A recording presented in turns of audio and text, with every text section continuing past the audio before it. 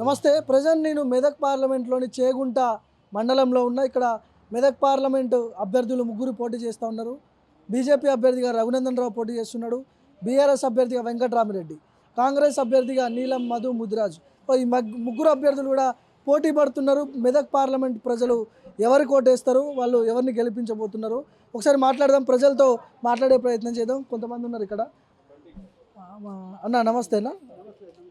ఇక్కడేనా? చేగుంటానా? రెడ్డిపల్లి, చెవంట దగ్గర రెడ్డిపల్లి. ఎట్లా ఉంది పరిస్థితి ఇక్కడ? బీజేపీ, కాంగ్రెస్, బీఆర్ఎస్ ఎట్లా ఉంది? బీజేపీకే ఉంటుంది రఘునందరావు సార్ అనేది. ఎందుకంటే అప్పుడు ఉన్నప్పుడు వాళ్ళకు పబ్లిక్ చేయలేదని అనుకురు. ఇప్పుడు కొత్త ప్రభాకర్ రెడ్డి అనే టీఆర్ఎస్ ఆయన వెంకటరామిరెడ్డి పోటీ చేస్తున్నాడు బీఆర్ఎస్ నుంచి. అవును, బీఆర్ఎస్ నుంచి చేస్తుడు. ఆయన ఐఏఎస్ ఆఫీసర్ కానీ వాళ్ళకు పబ్లిక్ పరిచయం లేదు, ఏం లేదు. అతడు మల్లన్న సాగర్లోనే అల్లనే ఎకరాల వేల ఎకరాల భూములు రైతులను బీద వాళ్ళ రైతులు ఫ్రాడింగ్ చేసిండు. వెంకటరామిరెడ్డి అనేటైనా అతడు కేసీఆర్ కాలు మొక్కి టికెట్ తెచ్చుకుండు. పబ్లిక్ పరిచయం ఉన్న వ్యక్తి కాదు, సేవకుడు కాదు, ఏం కాదు. వాళ్ళకు పబ్లిక్ సేవ చేసింది కాదు, రైతులకు కూడా మేలు చేసింది కాదు. అన్ని రైతుల భూములు గుంజుకున్నాడు. వాళ్ళకు భూముల రూపాలు కూడా సరిగ్గా ఇయ్యలేదు. వాళ్ళు చాలా అక్కడ కూడా రైతులు అందరూ మన వెంకటరామిరెడ్డి ఫ్లెక్సీ పెట్టి చెప్పుల దండలు వేసి అతన్ని దొరికితే కూడా ఇప్పటికి కూడా ఆ గ్రామాలలో పోతే వెంకటరామరెడ్డిని చిత్కబాదుతారు. అది కేసీఆర్కు బినామీ. కేసీఆర్ కాలు మొక్కి ఎంపీ టికెట్ తెచ్చుకుంటు కానీ అతనికి గెలిచే ప్రసక్తి ఏం లేదు. కాంగ్రెస్ పార్టీ అభ్యర్థిగా నీలం మధు ముదిరాజ్ పోటీ చేస్తున్నాడు. ఇక్కడ ఏమైనా ఎఫెక్ట్ ఉంటుందా మరి? కాంగ్రెస్ వాళ్ళు ఇప్పుడిప్పుడే కొద్దిగా అంత అది ఉన్నది, ఇంతకు ముందు అయితే ఏం లేకుండే. దాని ప్రభావం ఇప్పుడు ఏంటంటే అధికారంలోకి వచ్చిందని నీలం మధు కూడా ఏదో క్యాస్ట్ ఫీలింగ్ పెట్టుకొని తెచ్చిండు. కానీ గ్రామాలలో ప్రజలకు ఇక్కడైతే కొత్త వ్యక్తి, తెలిసిన వ్యక్తి కాదు, ఏం కాదు. అతనికి పడే అవకాశాలు ఏం అందరికీ ఇక్కడ ఏమున్నా నరేంద్ర మోడీ మోడీ అనే నినాదంతో మారుమ్రోగిపోతుంది. ఇక్కడైతే దుబ్బాకలో నరేంద్ర మోడీ ప్రభావం చాలా ఉంటుంది. నీలం మధుని గుర్తుపడతారా ఇక్కడ మెదక్ పార్లమెంట్ ప్రజలు? నీలం మధును గుర్తుపట్టుడు కాదు, అతడు ఇక్కడ వచ్చింది లేదు, ఇక్కడ ఏరియాలో తిరిగింది లేదు, ఏం లేదు. నీలం మధు కూడా ఏదో కాంగ్రెస్ సెంటిమెంట్కు ముదిరాజు కులం అని పెట్టుకొని అడ్జస్టులు, కానీ ఎవరికి సహాయపడేది లేదు, ఎవరికి అడ్జస్టింది లేదు. ఇక్కడ చెవంట మండలి కూడా ఇంతవరకు వచ్చింది కూడా లేదు. రఘునందన్ రావు పోటీ చేస్తున్నాడు బీజేపీ నుంచి. ఎట్లుంటుంది ఫైట్? రఘునందన్ రావు అనేది మొన్న ఓడిపోయిన కొద్ది ఏంటంటే ధనబలంతో ఓడిపోయింది. కానీ రఘునందన్ రావు అనేది అందరికీ ప్రతి ఒక్కరికి సాయం చేసిండు. అన్ని వేరే కార్యక్రమాలు, కాలేజీ కానీ డిగ్రీ కాలేజీ కానీ అప్పుడు ప్రభుత్వం సహకరించలేదు. డిగ్రీ కాలేజీ చేస్తే కూడా ఈ ఆర్థిక మంత్రి అగ్గిపెట్టే హరీష్ రావు కూడా డిగ్రీ కాలేజీ కాకుండా చెవంటకు చేసిండు. దానివల్ల కూడా నష్టమైపోయింది. మాకు రెడ్డిపల్లి వద్ద కూడా రఘునందరావు పట్టుదలతోటి ఒక 1 ఇయర్లోనే బ్రిడ్జి ఏర్పాటు చేసిండు. మాకు రఘునందరావు ద్వారా ఇక్కడ అన్ని గ్రామాలకు దుబ్బాక ఒక స్థాయికి రేంజ్లో తీసుకుపోయే స్థాయికి ఇక కర్మానికి డబ్బులకు అమ్ముడు దుబ్బాక ప్రజలంతా కొత్త ప్రభాకర్ రెడ్డికి ఓట్లేసి గెలిపించారు. కానీ కొత్త ప్రభాకర్ రెడ్డి కొత్తగానే ఇప్పుడు కనిపించింది చేసింది. కేసీఆర్ హరీష్ రావు వాళ్ళది పనిచేయదా ఇక్కడ? కేసీఆర్ హరీష్ రావు అయిపోతున్నారు బాగా ఇక్కడ. వాళ్ళు తిరుగుతున్నారు. వాళ్ళది కేసీఆర్ హరీష్ రావు అనేది అలా అంతం అయిపోయింది. వాళ్ళు ఇంకా వాళ్ళ కారు కూడా షెడ్డుకు పోయింది. వాళ్ళు ముగించుకోవాల్సిందే, వాళ్ళు ఇక దుకాణం బంద్ చేసుకోవాల్సిందే. ఎంపీ ఎలక్షన్ అయిపోయినాక వాళ్ళు ఇక హరీష్ రావు అనేటోడు వేరే పార్టీలకు పోతాడు, కేసీఆర్ అనేది ఫామ్ హౌస్లోనే వండుకోవాలి. అంతే. నువ్వు ఎవరికే పోతున్నావు ఓటు? మరి నేను బీజేపీ రఘునందన్ రావు గారికి వేయబోతున్నా. ఎందుకు వేయబోతున్నావు? ఏం చేస్తావు? రఘునందన్ రావు అనేది ఒక ఇమేజ్ అంటే ఒక విషయాల మీద, ప్రభుత్వ విషయాల మీద, పబ్లిక్ కావాల్సిన విషయాల మీద ఆయనకు పూర్తి అవగాహన ఉంది. ఎక్కడ ఏం పని చేయాలి, ఎక్కడ ఏం చేయాలి, ఇప్పుడు ఏ మండలం ఎంతమంది ఉన్నారు, ఏ మండల బీదోళ్ళు ఎంతమంది ఉన్నారు, రైతుల గురించి కానీ స్పష్టంగా ఆయనకు క్లియర్గా అనుభవం ఉన్నది.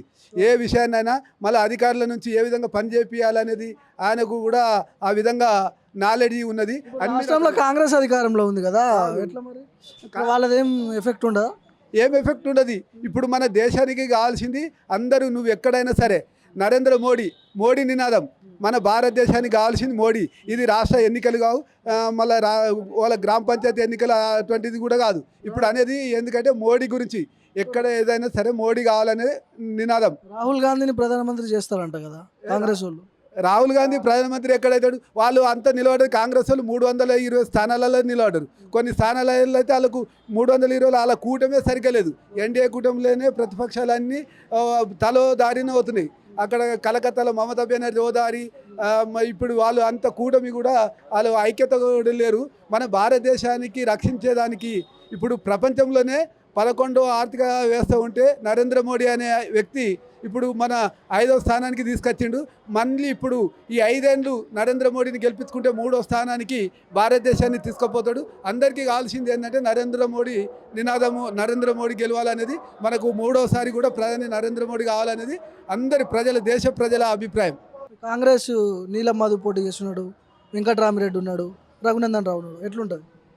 రఘునందన్ రావుదే పై చేయి ఉంటుంది. నీలం మధు అనే వాళ్ళు ఇప్పుడు కొత్త కాబట్టి, మెదకు నియోజకవర్గం రావడం ఆయన కొత్త కాబట్టి ఆల్రెడీ పాత వాళ్ళకి అవకాశం ఇస్తారు. ఎందుకంటే ఎమ్మెల్యేగా చేసి రఘునందన్ రావు చాలా సేవా కార్యక్రమాలు కూడా చేసారు. ప్రజలలో కూడా అందుబాటులో ఉన్నాడు. ఎప్పుడైనా అందుబాటులో ఉండే నాయకుడిని ఎన్నుకోవాలని ప్రజలు కోరుకుంటారు. వెంకటరామిరెడ్డి పోటీ చేస్తున్నాడు బీఆర్ఎస్ నుంచి, వాళ్ళదేం పనిచేయదు, ఎఫెక్ట్ ఉండదా? వెంకట్రామరెడ్డి అంటే అప్పుడు బాధితులు ఉన్నారు కదా, కాలువకు ల్యాండ్ పోయిన వాళ్ళందరూ ఇక్కడ మల్లన్న సాగరు నిర్వాసితులు వాళ్ళందరికీ ఇప్పుడు సిద్దిపేటకి ఒకలాగా, మల్లన్న సాగర్కి ఒకలాగా అమౌంట్ ఇవ్వడము, రైతులకు సేమ్ అమౌంట్ పుట్టలేదు. సిద్దిపేట కాన్స్టిట్యున్సీ ఉన్న వాళ్ళకి వేరే ముట్టింది, మరియు ఇక్కడ మల్లన్న సాగర్ దగ్గర వాళ్ళకు ఒక రకంగా ముట్టింది కదా. పర్సంటేజీలు ఇస్తేనే వాళ్ళకి చెక్కులు ఇచ్చారు. నీలం మధు ఎవరో తెలీదా? ఇక్కడ పార్లమెంట్లో చాలా మంది మీరు కూడా చెప్తున్నారు, ఇంతకు ముందు కూడా ఆయన చెప్తున్నాడు నీలం మధు తెలీదు అంటున్నారు. వాస్తవేనా? తెలియదు అంటే మాకైతే ఇప్పుడు కొత్తగానే ఇక్కడ వినడం మాత్రం. ఇక అంతకుముందు అంటే ఆయన సిటీలో చేసిండు, మొన్న ఎమ్మెల్యే చేసినప్పటి నుంచే తెలుసు లైట్గా. అంటే ఫైట్ ఎవరెవరికి ఉండొచ్చు, ఏ పార్టీ గెలవబోతుంది మెదక్లో, మీ అంచనా ఏంటి?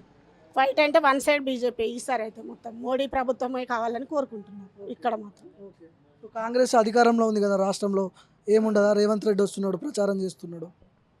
కాంగ్రెస్ అంటే ఇంకా మొన్ననే కదా సీఎం అయింది, కానీ కేంద్రంలో మోడీ ప్రభుత్వం ఉంది కాబట్టి ఇప్పుడు మోడీయే కావాలని కోరుకుంటున్నాను. మోడీని చూసి ఓట్లేస్తారా, రఘునందన్ రావు చూసి ఓటేస్తారు? ఇక్కడ మోడీని చూస్తారు, రఘునందన్ రావు ప్రశ్నించే గొంతు కాబట్టి రఘునందన్ రావుని కూడా కోరుకుంటున్నారు ప్రజలు.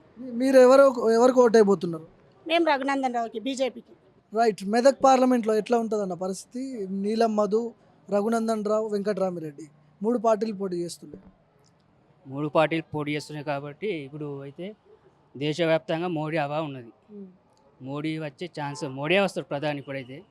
ఇప్పుడు తెలంగాణ వ్యాప్తంగా అంటే మన అసెంబ్లీ ఎలక్షన్స్ అప్పుడేమో కాంగ్రెస్ డివైడ్ అయిపోయింది, కాంగ్రెస్ వచ్చింది. కానీ ఇప్పుడు అట్లా ఎటువంటి పరిస్థితి లేదు, బీజేపీ వచ్చే అవకాశం ఉంది. ఇక్కడ నీలం మధు కాంగ్రెస్ పార్టీ అభ్యర్థిగా పోటీ చేస్తున్నాడు, వెంకటరామిరెడ్డి బీఆర్ఎస్ అభ్యర్థి, బీజేపీ అభ్యర్థి రఘునందన్ రావు. సో ఎవరికి ఎడ్జ్ ఉండే అవకాశం ఉంది ఇక్కడ? ఇప్పుడు నీలం మధు అనే వ్యక్తి ఏమో ఒక నెలనే 3 పార్టీలు చేంజ్ అయిపోయినాయి. ఆయన ఎమ్మెల్యే టికెట్ గురించి ఒక పార్టీ, ఇంకో దానికి ఒక పార్టీ అట్లా చేంజ్ అయిపోయింది. ఆయన ఎవరో ఒకటి ఎక్కువ తెలియదు. పటాన్చేరు వరకు వాళ్ళ విలేజ్లో సర్పంచ్ వరకు పోటీ చేసినట్టు మనకు తెలియదు ఇక్కడ వరకు. ఇక వెంకటరామరెడ్డి అంటే మన ఇక్కడ సిద్దిపేట సైడ్ కలెక్టర్గా వర్క్ చేసిండు. అక్కడ కొన్ని గ్రామాలు మునిగిపోయినాయి, వ్యతిరేకత ఉంది ఆయన మీద ఉడక. ఏంటి అవినీతి చేసిండు అనే కొంతమంది అంటారు, వాస్తవేనా? అంటారు, అది వాస్తవం అని అంటారు. అంటుంటే మనం వింటున్నాం సోషల్ మీడియాలో. కానీ ఆయన అయితే కలెక్టర్గా వర్క్ చేసిండు, కాకపోతే ముంపు గ్రామాలకు అంతగా ఆదుకోలేకపోయిండని చెప్తారు. ఎక్కువనైతే ఇప్పుడు బీజేపీ నుంచి రఘునందన్ రావు ఉన్నాడు, మోడీ హవా నుంచి అయితే మోడీ హవా నడుస్తుంది. బీజేపీ వచ్చే అవకాశాలు అయితే ఉన్నాయి మెదక్ సైడ్. రేవంత్ రెడ్డి వచ్చి ప్రచారం చేస్తున్నాడు కదా, అధికారంలో ఉంది రాష్ట్రంలో కాంగ్రెస్, ఆ ఎఫెక్ట్ ఏం పడదా ఇక్కడ మెదక్లో? ఇప్పుడు రేవంత్ రెడ్డి వచ్చినా, సోనియా గాంధీ వచ్చినా అసెంబ్లీ వరకే పరిమితం కాంగ్రెస్. ఇప్పుడు అసెంబ్లీ వరకు తెలంగాణలో ఉన్నది. ఇప్పుడు కేంద్రంలో ఉండాలంటే బీజేపీ ఉంటేనే అందరికీ అనుకూలంగా ఉంటుంది, మంచి పనులు జరగాలంటే బీజేపీ రావాలి. నువ్వు ఎవరికి ఓటు అయిపోతున్నావు మెదక్ పార్లమెంట్లో? బీజేపీకి వేయాలని అనుకుంటున్నాం. ఎట్లా టీఆర్ఎస్ వాళ్ళైనా ఎవరైనా బీజేపీకి వేస్తారు, కానీ మనసులో మాట చెప్పుకోలేక బయట చెప్పలేకపోతారు. కానీ బీజేపీ వచ్చే అవకాశం ఉంది. బీజేపీకి వేస్తున్నావు అయితే? బీజేపీకి వేయాలి. ఎందుకు ఆల్రెడీ రాష్ట్రంలో కాంగ్రెస్ ఉంది కదా, 6 గ్యారంటీలు అంటున్నారు. ఏం గ్యారంటీ? ఎందుకన్నా గ్యారంటీలు? ఓటు పెట్టమన్నారు గ్యారంటీలు. మనం లాస్ కాడానికి మళ్ళీ గ్యారంటీలు పెడతాడు, ఆ పన్ను మనం వసూలు చేసేది వాళ్ళు. యువతకు రైతులకు మేలు చేయండి. పిచ్చకుట్ల పథకాలు పెట్టుకుంటే ఇదొకటి అదొకటి పెట్టుకుంటా మనని ముంచడు తప్ప వాళ్ళు ఏం లాభం లేదు పథకాల నుంచి. కరెంట్ బిల్ వస్తుందా? జీరో బిల్ వస్తుందా ఇళ్ళల్లో? జీరో బిల్లు అందరికీ రాలేదు, కొందరికి ఓకే అయింది, కొందరు బిల్లులు కడుతున్నారు ఆల్రెడీ. ప్రతి ఒక్కరికి అయితే బిల్లు జీరో బిల్ అని వస్తలేదు. ఇదైతే ఇది ఎవరికి సక్సెస్ కాలే జీరో బిల్ అనేది. కొంతమందికి అయింది, కొంతమంది సగం కాలేదు. 500కే గ్యాస్ సిలిండర్ ఇస్తా అంటారు కదా. 500 గ్యాస్ సిలిండర్ అంటే ఇప్పుడు అమౌంట్ కట్టినాక అకౌంట్లో వేస్తామనే పద్ధతి కాదు. స్టార్టింగ్గా 500 తీసుకో సిలిండర్కు, అమౌంట్ మొత్తం పే చేసినాక నేను బ్యాంకులో వేస్తాను, వేసేదేందో ఏందేందో మళ్ళీ బ్యాంకు వచ్చి చెక్ చేసుకున్నా. అది నడుస్తలేదు, అదైతే ఇంకా ప్రాసెస్ కంప్లీట్ అయిందా కాలేదు మాకు తెలియదు. మహిళలకు ఫ్రీ బస్సు పెట్టరు కదా, ఎట్లా అనిపిస్తుంది నీకు? ఎందుకు ఫ్రీ బస్ ఇప్పటికే ఆర్టీసీ నష్టాలు ఉన్నది, ఈ ఫ్రీ బస్ పెట్టి ఇంకిత నష్టాలు చేస్తుడు తప్ప ఏం లాభం లేదు ఆర్టీసీతో. ఫైనల్గా ఎవరు కోట్ అయిపోతున్నావు? బీజేపీకి వేయాలనుకుంటున్నాను.